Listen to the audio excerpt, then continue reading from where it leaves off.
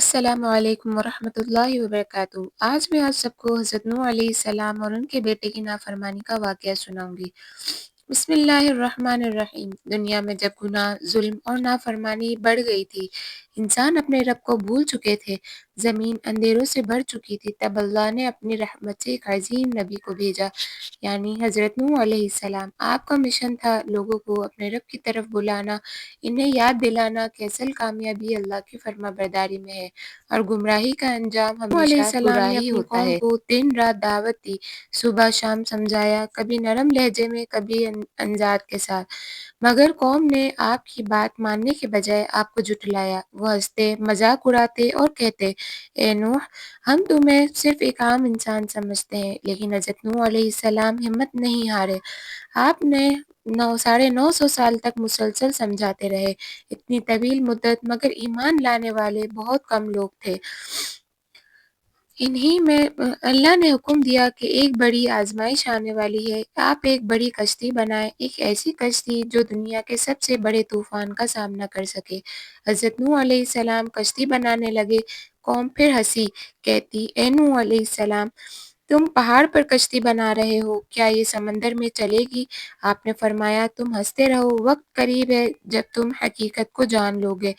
دن گزرتے گئے، کشتی مکمل ہوئی، پھر اللہ نے حکم دیا کہ مومنوں کو اور جانوروں کے جوڑوں کو کشتی میں سوار کر لو۔ اسی دوران حضرت نوح علیہ السلام کا دل ایک بوجھ سے بھرا ہوا تھا، کیونکہ ان کا اپنا بیٹا ابھی تک ایمان نہیں لایا تھا۔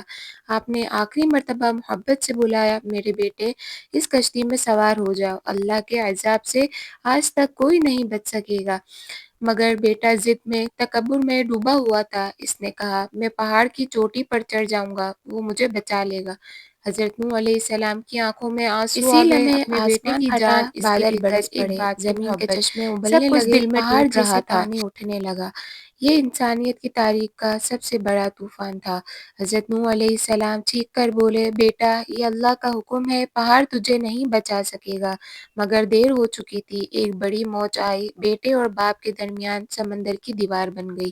وہ موج بیٹے کو بہا لے گئی اور نافرمانوں میں شامل ہو گیا۔ یہ منظر ایک نبی کے دل پر پہاڑ بن کر گرا، لیکن حکم اللہ کا تھا اور اللہ کے فیصلے ہمیشہ جب سچے طوفان ہوتے تھم ہیں۔ گیا، کشتی جودی پہاڑ پر ٹھہر گئی، زمین پاک ہو گئی اور ایک نئی زندگی کا آغاز ہوا۔ حضرت نوح علیہ السلام نے اللہ کے حضور عرض کیا، یا رب، وہ میرا بیٹا تھا۔ اللہ نے فرمایا، اے نوح، وہ تمہارا بیٹا نہیں تھا، کیونکہ اس کے اعمال اچھے نہ تھے۔ یہ واقعہ ہمیں بتاتا ہے کہ اصل تعلق نسب کا نہیں بلکہ عمل کا ہوتا ہے۔